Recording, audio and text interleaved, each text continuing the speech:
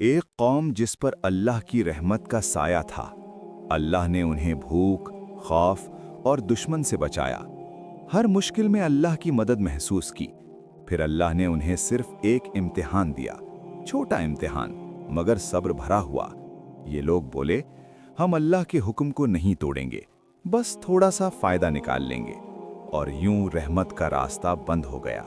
ایک رات اللہ کا فیصلہ آیا، نہ طوفان آیا، نہ بجلی گری، نہ زمین پھٹی۔ صبح ہوئی تو وہ قوم انسان نہیں رہی، بندے بن گئی۔ یہ قصہ اصحابیوں کا نہیں بلکہ آج کا آئینہ ہے۔ حضرت موسیٰ علیہ السلام کے بعد بنی اسرائیل کی ایک قوم سمندر کنارے آباد تھی۔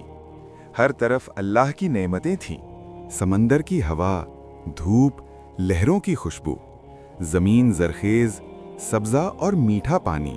دلوں میں پرانی عادتیں زندہ تھیں، وعدے توڑنا اور اپنی سہولت کے مطابق کام لینا۔ اللہ نے حکم دیا، صرف ہفتے کے دن اپنی تجارت چھوڑ دو، صرف میری عبادت کرو۔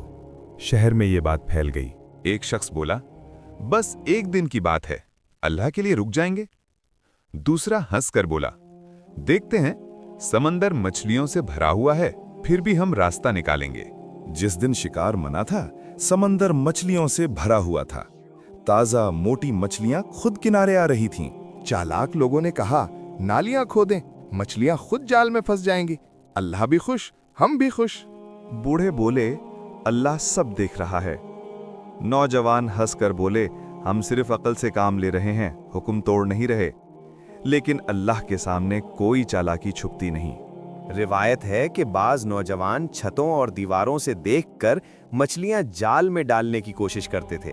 کچھ لوگوں نے اپنے بھائیوں کے لیے چھوٹے چھوٹے راستے نکالے تاکہ حکم کے بظاہر خلاف نہ جائیں۔ بوڑھے کہتے، یہ سب اللہ کے امتحان میں کمزوری ہے، یہ چالاکی ہمیں ذلیل کرے گی۔ شہر 3 حصوں میں تقسیم ہو گیا، گنہگار، چالاک اور خود کو عقل مند سمجھنے والے۔ 2 نیک، سب کو روکنے اور اللہ کے عذاب سے ڈرانے والے۔ 3 خاموش، دیکھتے رہنے والے۔ گنہگار لوگ مچھلیاں کھا کر خوش ہوئے، نیک لوگ فکر مند۔ خاموش لوگ حیران رہ گئے کہ کیا ہوگا۔ رات آہستہ آہستہ ختم ہوئی اور اللہ کا عذاب قریب آیا۔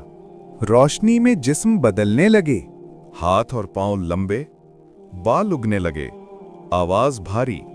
صبح کو شہر میں خاموشی چھا گئی۔ گنہگار لوگ انسان نہیں بلکہ بندر بن گئے۔ گنہگار لوگ انسان نہیں بلکہ بندر بن گئے۔ یہ پہلا موقع نہیں تھا، کبھی بچڑے کو معبود بنا لیا، کبھی نبی کو جھٹلایا، اللہ کے حکم پر کل کر لیں گے کہا۔ ہر بار مسئلہ ایک ہی تھا، جانتے ہیں مگر ماننا نہیں چاہتے۔ تیسرا گروہ جو نہ گناہ کرتا تھا نہ روک رہا تھا، وہ کہتے تھے، اللہ خود فیصلہ کرے گا، ہمیں کیا؟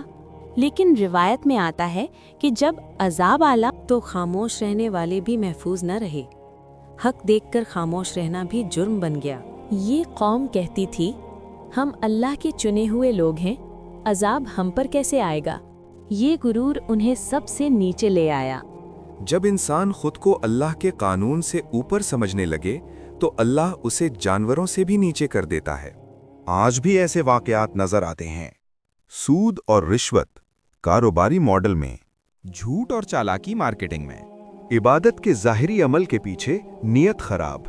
جیسے وہ قوم اللہ کے احکام کے ساتھ کھیلتی تھی، ہم بھی چھوٹے فائدے کے لیے حق کے ساتھ کھیلتے ہیں۔ بعض لوگوں نے عبادت کے دن بھی چھوٹے سود و رشوت کے کاروبار میں ہاتھ ڈالا۔ بعض نے دوسروں کو نصیحت کرتے ہوئے خود کی نیت خراب کی۔ نوجوان دیواروں پر چڑھ کر مچھلیاں چرانے کی کوشش کرتے تھے، مگر اللہ کی نظر سے نہیں بچ سکے۔